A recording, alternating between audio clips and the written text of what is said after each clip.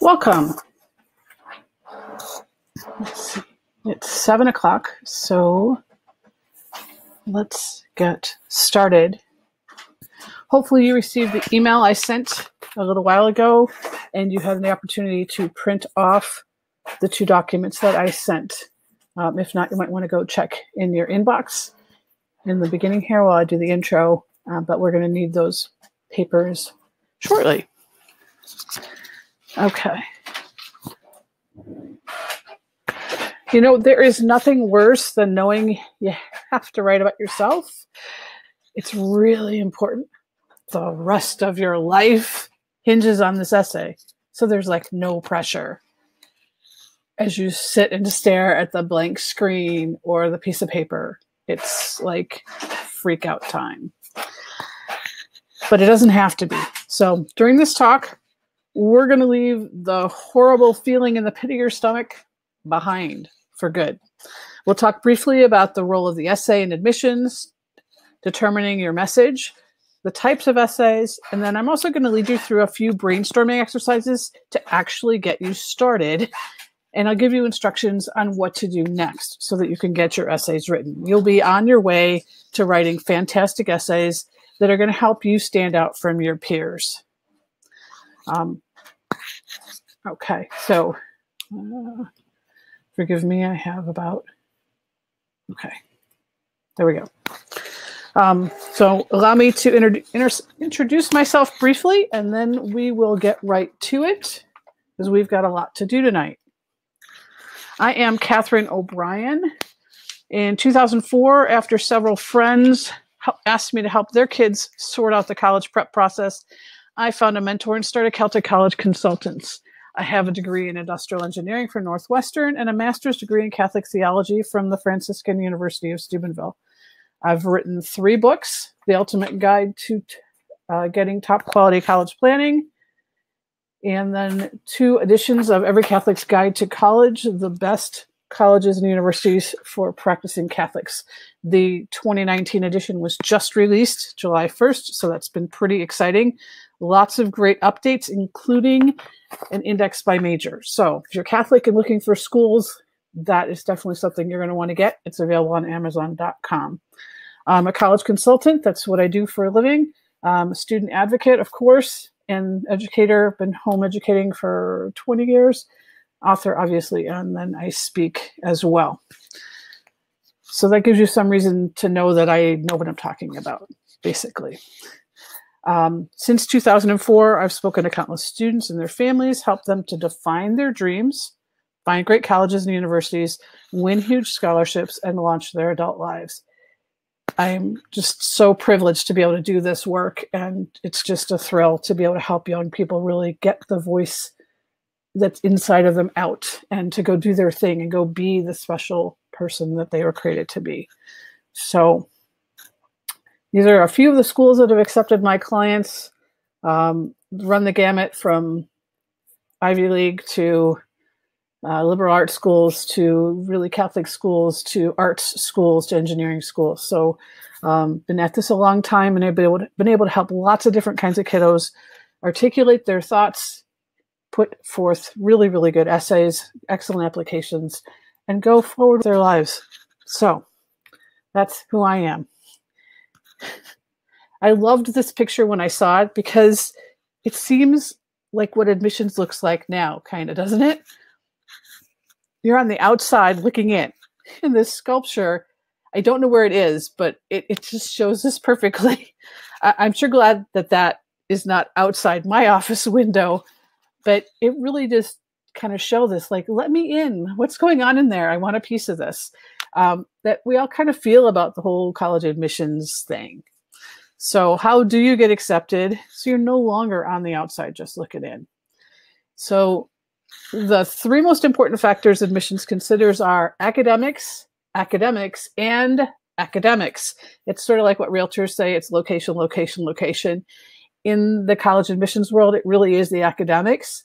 Then extracurriculars come into play, and then essays set you apart from your peers with similar stats. Okay, so that's the focus for admissions. So if you're trying to apply to schools that you're really not academically qualified for, that's not realistic, probably not a good plan. All right, let's keep going. So we've got lots to talk about on essays.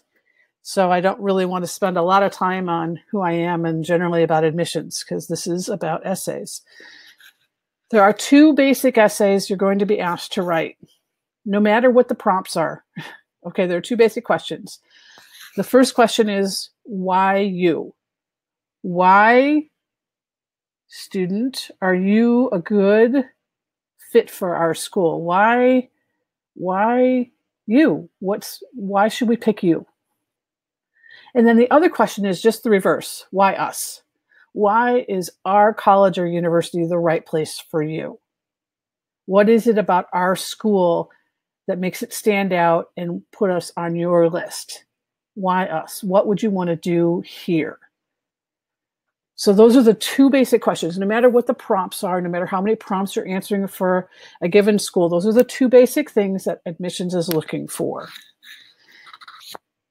You need to use vivid details and examples. This is not a place to be afraid. You want to be passionate, focused, appropriate, and clear. And admissions people say it over and over and over. Sometimes it's a little scary to hear it, but the most important element that they are looking for in your essay is authenticity. Be yourself. Above all, be yourself. This is not a place where mom or dad or teacher or anybody else is writing for you or adjusting your essay so it's no longer your voice. Admissions professionals read thousands of essays, and they can smell adult writing from a mile off. We look at the world differently when we are older than when we are juniors in high school. So this needs to be you, and it's about you, and it's about all the wonderful things that are you. So be yourself. Relax. You don't have to make anything up. You're not here to be something else or what you think they want to hear. They want to hear who you are. So let's take a look at that.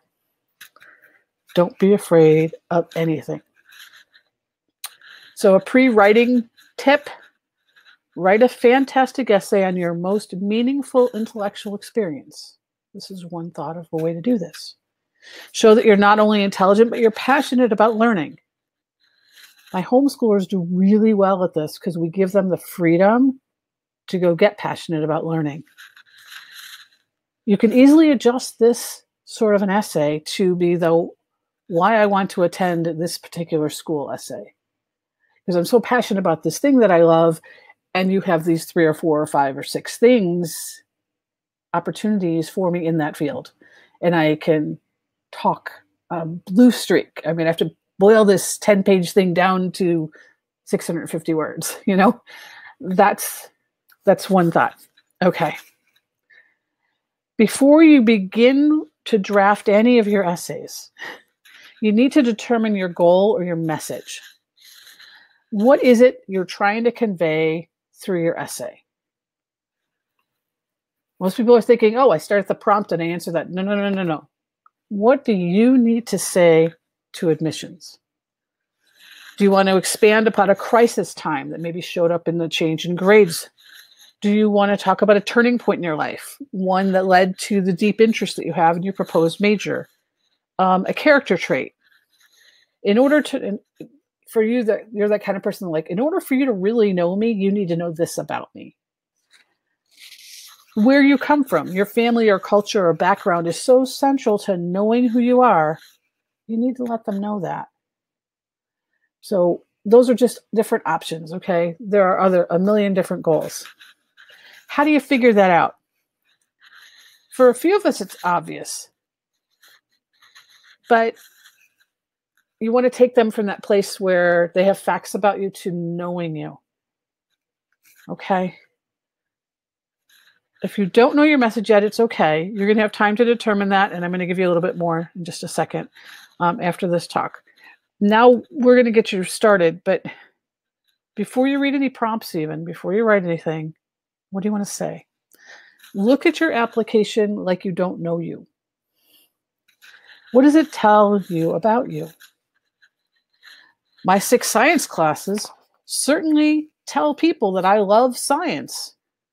The 3 art programs I did over the summers show my growing love of art, especially sculpture. My Eagle Scout project about planting trees could tell you that I love the changing of the leaves in the fall, or that I'm a freak for shade in the summer, or I'm an environmental nut, or, right? Lots of things. Take time to look at the parts of your application and then ask yourself, what's missing? What are they missing? What else do they need to know?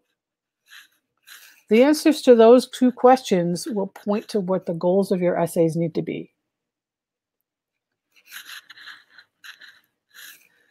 We are going to start with 3 brainstorming exercises that I've borrowed from the college essay guy. For this first exercise, I'm going to give you instructions now, and you're going to do this after the webinar. So looking at the screen, there's 2 pictures. The collection of objects with the pink background, they bring a Caribbean or Hawaiian scene to mind, right? It's probably a female because she's got a bag and the flip-flops are not enormous. So it's probably a female, but we've definitely got a breeze going on. They're outside.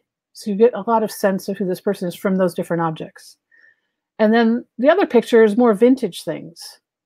That's an old-time kettle. You got a lot of wooden things, a little bit more rustic. You're getting a different feel for who that person is who would have those things. And it's a white background. It's different. And all the candles are white. So there's some simplicity there. So things can tell us about ourselves. So for this exercise, take notes now so you have the instructions. You want to imagine a box. Inside the box is a set of objects. Each one of these is what I call an essence object. Each object represents one of your fundamental qualities. So each object is more than just an object. Here's an example. On my desk, I have a bottle of cucumber melon scented hand lotion. It's old, but it's not yet empty. It was my mom's favorite scent, and when she was still alive, she used to send me a bottle every year for my birthday. And I love the scent too. Bath & Body Works discontinued this scent several years ago, so I bought several bottles then so I wouldn't run out. My mom's been dead for a long time, and I still have a bottle, still has lotion in it on my desk. My mom was pretty demanding and not very affectionate. She did, however, like to give gifts and make things for people. That's how she expressed her love. So I treasure this bottle of lotion on my desk because it reminds me of my mom's love for me, which is why it's on my desk. Okay, another example. On my shelf, now I have a master's degree in theology, right? So I have a lot of Bibles on my shelf, but on my shelf is an old dog-eared copy of the Good News New Testament. If you know anything about Bibles, you know that this is not a very good translation. This is not very accurate to the ancient languages. But this New Testament is highlighted in 4 different colors. It has so many notes in it, you can't really read it anymore. But I treasure it anyway. It represents my childhood innocence and a special time in my relationship with Jesus, when I trusted him deeply and I had no adult cares in my life. So for me, it's kind of a double representation because it reminds me of my innocence when I was a kid, and it reminds me of my relationship with the Lord. So you're getting the idea of the kinds of things that you're looking for. So after this talk, I want you to make a list of 20 essence objects. And I want you to write a little bit about each one. Like I just explained to you why those 2 were important to me. Write a little bit so that you know why, you're just expressing why that's important to you, what it is about you that object shows or reminds you of. And you're infinitely complex and creative, so I'm confident you could come up with hundreds. Limit your list to 20. When you do this, let your mind wander. So let me give you a few questions that you could jot down to help you as you're approaching this later on. Maybe, what's the best book ever? The best money you ever spent. What's your favorite word? When were you so embarrassed that you wanted to disappear?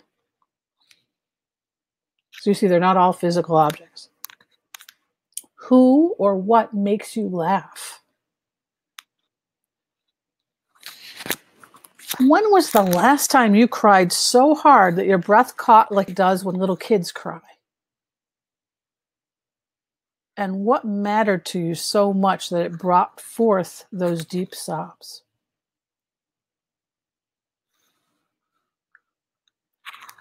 What word do you love from a different language? What's your favorite photo or piece of art? So those questions should give you some starting points. Looking around your room, the things on the shelves on your desk are other starting points. Essay writing is a lot like painting or sculpting. First, you start with the right paints and canvas and brushes, or the right clay. And then you're going to start to build up the effects you want or mold the shape from the clay. So these objects that you're going to write about later are some of that clay, okay? So 20 of them. In short, I'm helping you prepare to tell your deepest story. When you do, it'll feel vulnerable. Like it felt kind of vulnerable for me to talk about my mom being dead. A lot of the times I cry when that happens. Today I didn't. When you're telling your deepest story, one way to tell it is when you read it aloud, it won't sound superficial, and it certainly won't sound like something that could have been written by somebody else. If it does, it's not your deepest story. So how does that matter for this? Obviously, if I write so generically about something, my parents got divorced, so we were really sad, and it kind of was a drag and had to go back and forth. And yeah, I kind of bumped out my grades for a semester, but I've moved on. That doesn't tell you anything. That essay's been written a million times. I was an athlete and I broke my leg and the team pulled together for me, or we were losing and then we won and we pulled together, written 1,000 times. There's nothing specific that makes that special. All those could be made special by pulling deeper and breaking it open more fully. But those could be written by anybody in those circumstances. Okay, so you want your essay to be something that not everybody would be writing because it says something about you. Okay. Before you finish this exercise later, spend a few minutes writing answers to these questions. So take them down, please. What's the toughest lesson you ever had to learn? What's the hardest thing you've ever had to overcome? Now, there's a few that aren't going to have anything to say you've overcome. Okay, or you've overcome some things, but they're not in the big scale of things very big. That's okay too. Here's another question. What's your superpower? When did you learn that you had it? And how did you develop it? Obviously, I'm not talking about being able to fly like Superman, but what's your superpower? What are you really good at? And then here's another one. Why do you want to be whatever you're thinking of being? Why do you want to be a lawyer? Why do you want to be a teacher? Why do you want to be a priest? Why do you want to be a scientist? And I wouldn't be who I am today without blank. That could be a person. That could be an event. That could be a thing. So write about that. And when you're done with these last few questions, what's the toughest lesson you've ever had to learn? What's the hardest thing you've had to overcome? What's your superpower? When did you learn you had it? How did you develop it? Why do you want to be a whatever career you're thinking of? I wouldn't be who I am today without blank. When you're done with those, notice whether any of those answers connect to any of your essence objects. Okay, feel free to draw arrows or make signs or, whatever. This is your pre-work. So, if you've ever been in an artist studio, it's a mess, right? There's things everywhere. So this is going to be a mess at this point. So I would give yourself about an hour. Really take some time with this. Okay. So that one's for later. Let's move on to an exercise we can do together. For the values exercise, you need to have the sheet that I sent to you that I reminded you at the beginning, and hopefully you've got printed and you have with you. And what you're going to do with this is, sorry, I'm trying to find where mine got hidden. There it is. Okay. I'm going to give you a minute. You're going to go through on this first page, what do I value, and pick 10 things. If you want to add extra ones, that's fine. Go.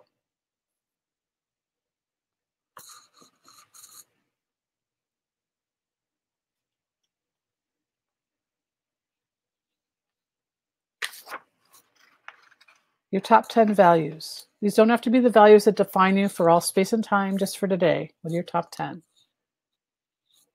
Go with your impulses. Feel free to use the write-in blanks at the bottom if something's meaningful to you that isn't included on the list. 30 seconds.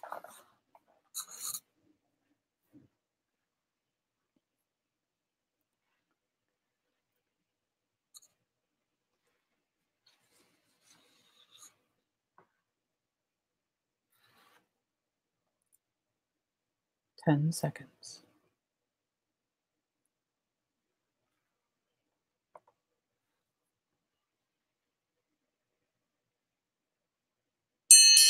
Time's up. Okay, now that you have your 10, I need you to cut that to 5. Go.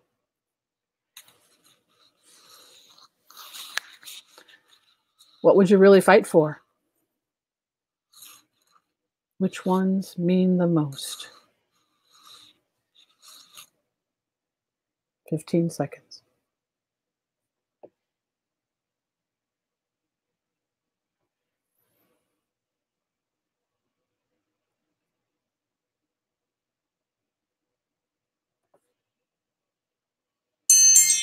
Okay, time's up for that.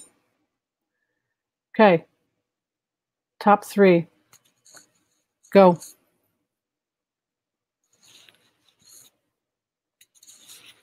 You have 10 seconds or 6 seconds.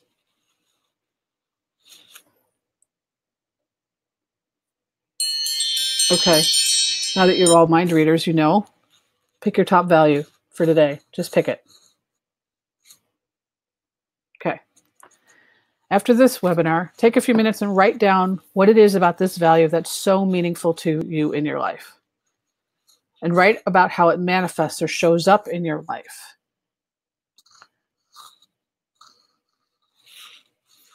Okay, you want to do that afterwards. What does this value mean to you? And if you can connect it to the specific images or objects from the special objects exercise, great. You want to note that as well. Okay, let's continue. We have one more brainstorming exercise. I told you I was going to get you started, and I meant it. Your paper is not blank anymore. You have some ideas. You don't necessarily know what to do with them, but that's okay. We'll get to that. I'm not just going to leave you with a bunch of weird stuff. So I want you to pull out the blank piece of paper that I suggested that you get. And it doesn't matter if it's notebook paper or if it's printer paper. It doesn't matter at all. This is called the feelings and needs exercise. And I know I had you print a sheet about that. And we'll get to that later. But what I'd like you to do is turn the blank piece of paper sideways. Okay? So it's a blank piece of paper. I want you to draw 5 lines down the paper to make 5 columns that are about the same width across the paper.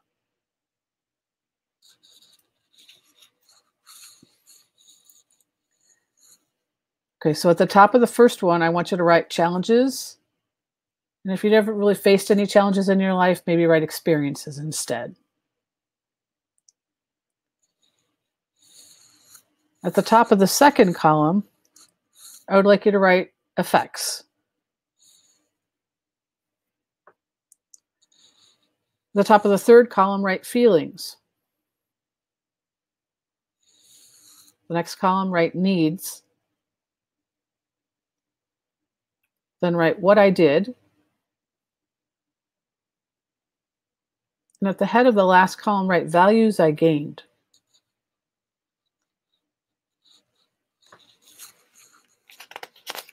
Okay.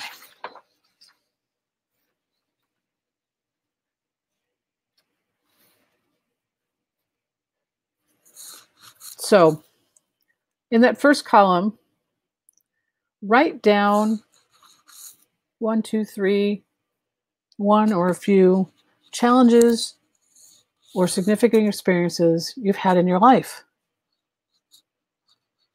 For example, it could be moving frequently, so having no real place to call home, like maybe one of your parents is in the military, or your parents' divorce, or being super introverted, or racism, or a crime, maybe.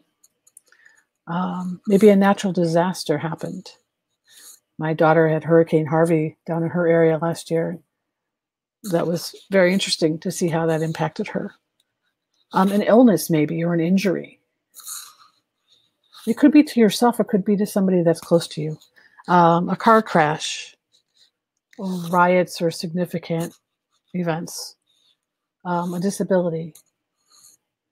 A sibling rivalry. Being rejected. I know most of these are challenges, but okay. Then in the second column, so then pick one. We're only going to work on one right now. You can go through and do this exercise again later for the others, but for right now, we're just going to do one. Write a few things that happened to you as a result of that challenge. What were the repercussions? You want to focus on the negative effects. You know, I was in a car accident and broke my leg, and so I couldn't play football and had to sit out the rest of the season, and I missed homecoming because I couldn't walk or whatever. Had to have 2 surgeries and whatever it is. Okay, those things. Those were the effects of that challenging event or a significant experience.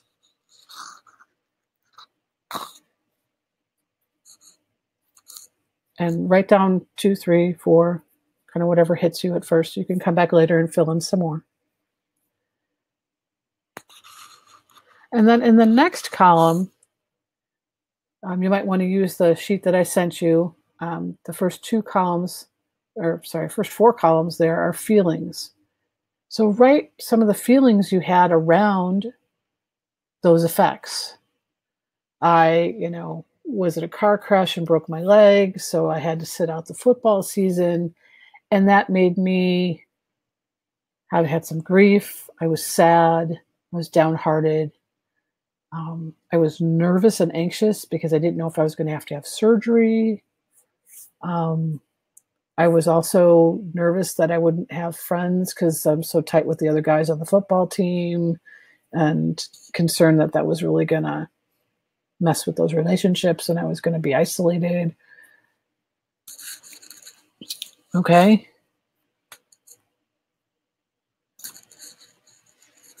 And then in the next column, for each feeling, ask yourself what need wasn't being met.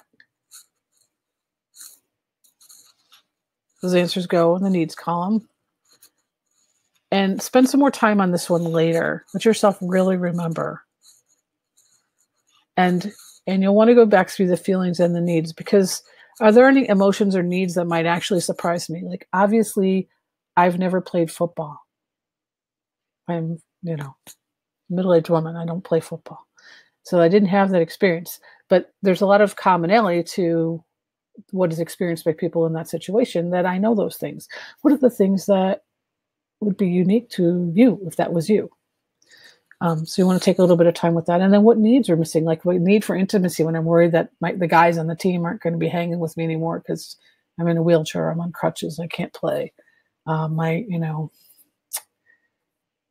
concern or my despair.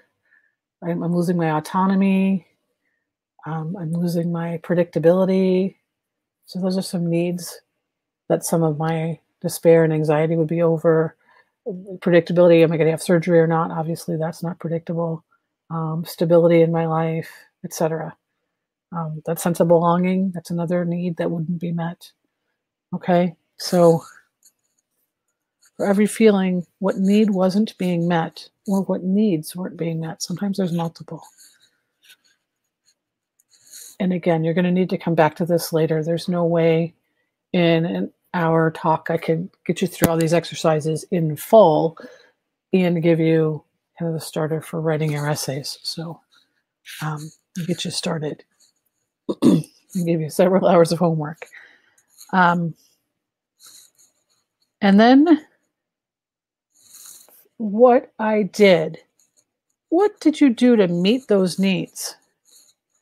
And maybe you don't necessarily realize the connection. So here you could either list some things you know you did to meet your needs, or list some of your favorite activities and ask, could it be that this activity was helping me meet my deeper needs? If so, which ones? I'm going to spend a few minutes with this. Let me give you an example. For myself, I was pretty socially awkward in my teens, so I was pretty lonely. At the same time, my mom was very demanding and pretty harsh in many ways. She was extremely competitive. Oh my. And so I got involved in everything. I was literally at the high school from 6 or 7 in the morning till 10 p.m. every day.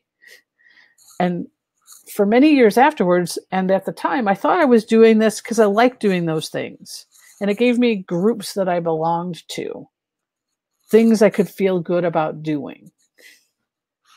But it was only when I thought about it more deeply that I realized I was really meeting my unmet needs for affirmation and intimacy and encouragement by getting involved in those activities. Because I still didn't really have friends, but at least from the teachers, I would get some affirmation. I would have some closeness with those people, some connections. I wasn't completely isolated. But it was years later before I recognized, oh, that's why I did all that stuff. It helped me get into a great school, and it was all the kind of thing that you would do if you wanted to build your resume, but that's not why I was doing it. I just didn't like being at home with my mom because she was so demanding. And that was many years later before I really understood why my mom was so competitive and could just be okay with that. And that's just how she worked. That's the kind of thing I'm talking about, what you did. And then column 6 is other values I gained. So like in my case, and you can use the values sheet that you just were working with a few minutes ago if you wanted some idea of what we mean by values in this particular sense. But in my case, for example, by running the student paper, the school newspaper, I was the editor-in-chief for 2 years, I think.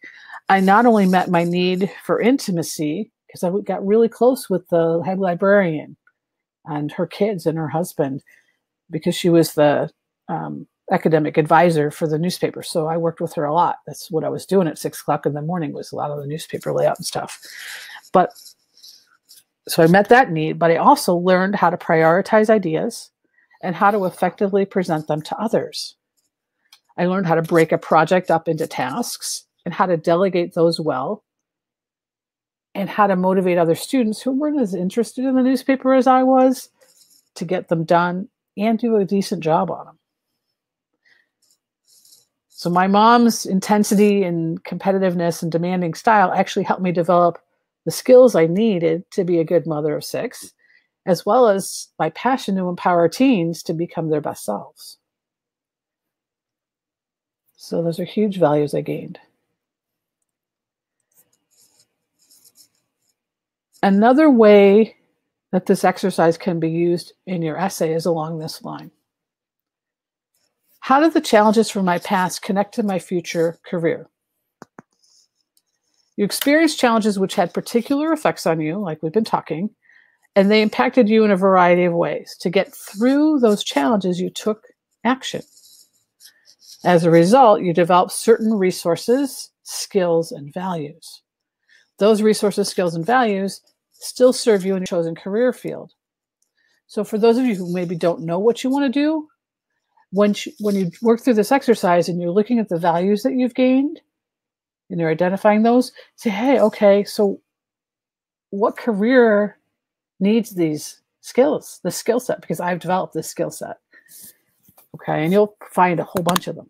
But, you know, when you think of what's the kind of best kind of person to be an attorney or an engineer or a teacher, or, you know, you're going to come up with certain traits and that's on my list. That may be a way that can help you if you haven't already figured out some of your academic goals. Okay, let me put these exercise sheets away. So you can go through this later. As you see on the handout, it says, when I saw, heard, experienced blank, I felt blank because I needed blank. That's the basic gist of the cause and effect that I was walking you through. And then the second page, what did I do about it? And then what did I learn? Okay, so this breaks out in a different way the exercise we just went through. Okay, so if that helps you to use that framework from the sheet versus this sheet and columns, that's fine. Or you want to use both, that's fine too. Okay. There are two main essay styles. The first one is a patchwork quilt or a montage or a medley. And the second one is a narrative or story or timeline.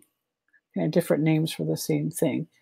So in a narrative or story, it's a retelling of an event. And in this case, this is the key part. It reveals important traits you have. And this sort of an essay is very effectively used by students who've had significant challenges or turning points or experiences in their lives. Because there is that turning point, and you do see the shift. You see the before the event and then the after. So that's one way. And kids have written about really small and really big events very effectively, because it's not about the event. It's about the revelation of who you are. So remember your goal at the beginning, and what are the things that you need to let admissions know? What drives you? What makes you tick? What are the traits that make you special, etc.? And then how you present it is going to be part of that. So that's what this is about. Then the other one is, oh, the timeline shouldn't be there, but it should just say patchwork quilt or montage as a common name for this one. And this is something to use the exercises that we just went through as a way to explain it, is you're going to pull some of those objects, those essence objects that you've identified and describe those briefly. And there's going to be a value that you've identified from the values exercise that ties them together. Just like in a quilt, you may have a color theme, or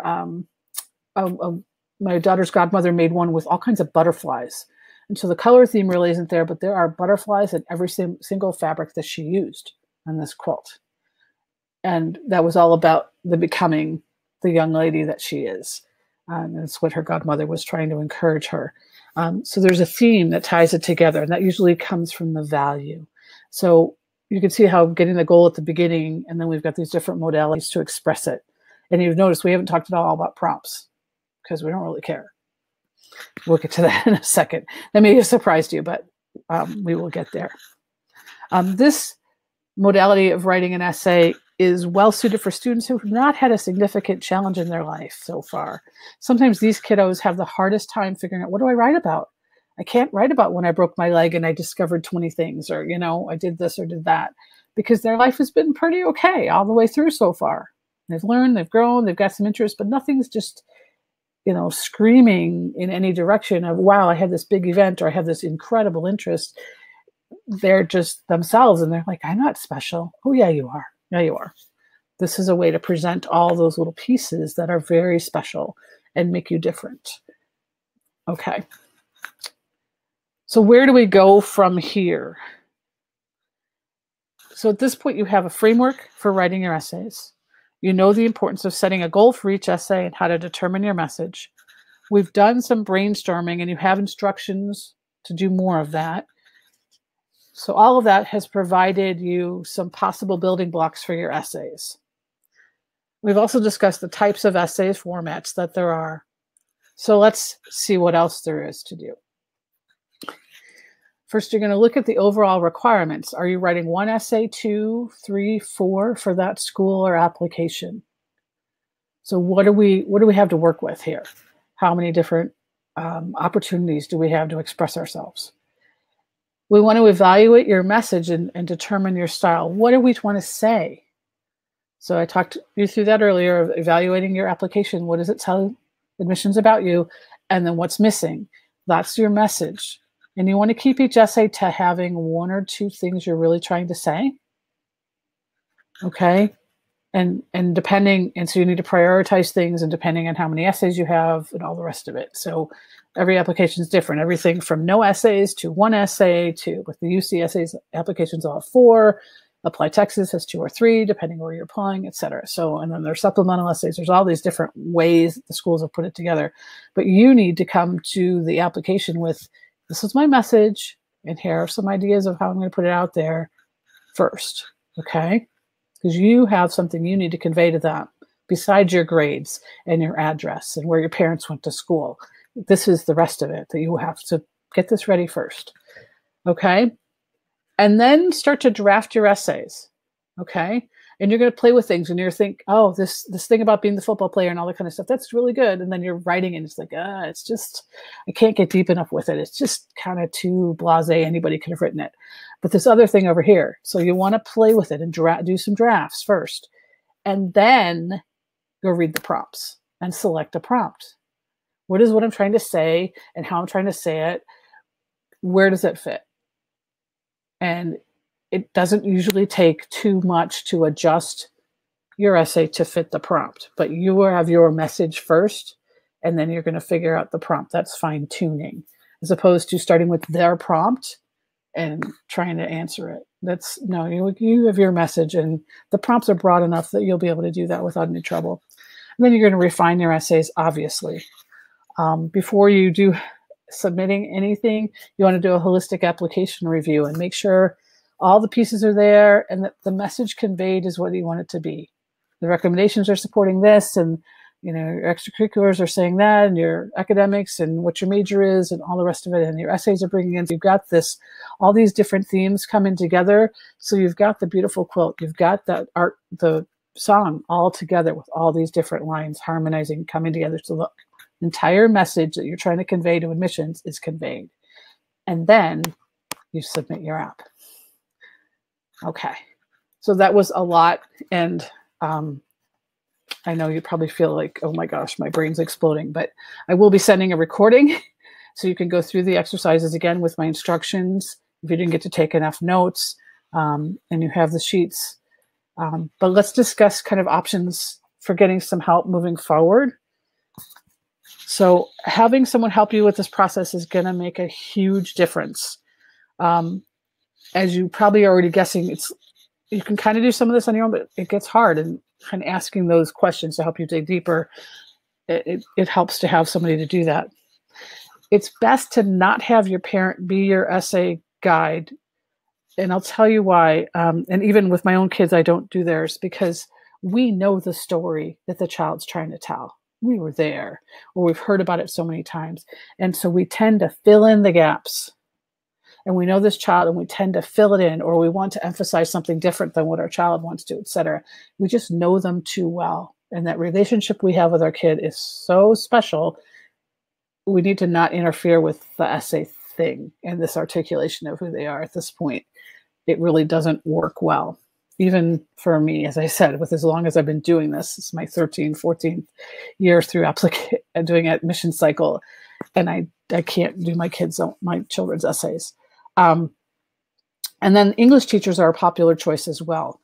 However, writing your personal statement in these essays is a completely different type of writing than the academic writing that your English teacher has been working on having you do. And some kids have had to do these sorts of essay writing in their classes. And if you've had peer reviews, I'm sorry that your teacher put you through that, because it's really hard to be vulnerable and honest with knowing your classmates are going to read it, and even your teacher. so having somebody kind of outside the school system helps. And the English teacher is looking for what they do in an English class. And people like me are looking for what admissions is looking for. Okay, and there's different rules. You don't have to follow all the academic writing rules in your essay if it's authentic to your voice. Okay, so I can help you through this process. Normally, I don't have any room in my schedule, so this is pretty awesome this summer for you guys. I do have room for some students, and I've been helping students do this for many, many cycles. As you see, I have some different options there, and I've put my schedule for the next couple of weeks out on CelticCollegeConsultants.fullslate.com, so you can decide how much help you'd like and schedule your first session. And then during that first session, we'll schedule subsequent sessions. And so take a look at how many essays you're going to need to write. Some kids I've worked with have only had to write one, and some have had to write as many as 17. Because a lot of them have supplemental essays and all that kind of thing. And I know the Common Application is not updated yet, but you can get a feel. And sometimes the schools put it out on their own admissions page before the Common Application is updated. For the schools taking that, the Coalition app and the Universal College app are already open. And then, whoops, where's the other thing? There it is. Sorry. What is all this? Oh my goodness. Okay. Sorry, I didn't update my notes. So these are my normal prices, because normally I charge $250 an hour. And then I have put some specials together for you. So to make this just more affordable for people and give me the opportunity to work with more students. So I have lowered my normal rates, and I wanted to share that with you. And then I also wanted to share with you kind of the difference it can make to work with somebody. So last year, I got to work with a young man named Steven. He's a homeschooler in Texas, and his family decided to invest $1,200 in essay coaching with me. And just the way his schedule went, it was a very intense 2 weeks. But that's pretty much all he did for 2 weeks. And I worked with him, and he got accepted at all 7 of the schools he applied to, including his reach school, which was Texas A&M, and that's not an easy school to get into. And the really cool thing was he got offered almost $400,000 in scholarships. So the essay is a major component of your application. It's what makes you stand out from everybody else who has the same academic credentials that you do. So I recognize it's an investment, but I wanted to share with you that it is an investment that pays off, period. It just is. I am glad you took the time today to get started on these essays. Do not procrastinate. Do not tell yourself you've got plenty of time. You're going to be surprised, and not in a good way, when school starts next month and you find you still have essays to write. So in order to write great essays, it takes time, even for top students. As I hope you heard through the exercises, some of these things just take some time.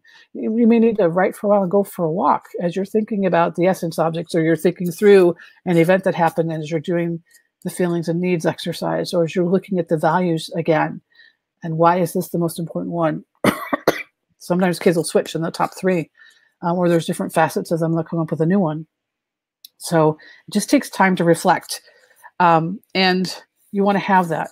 And remember that your authenticity is paramount. Take time to explore your thoughts and feelings. Take time to articulate your thoughts clearly and vividly. Again, go to CelticCollegeConsultants.fullslate.com, select the essay package you want, and schedule the first appointment. If you don't find a time you like, schedule one anyway, and then send me an email and we can reschedule it. I do have some times during the day and in the evening, Monday to Saturday, and I don't work on Sundays.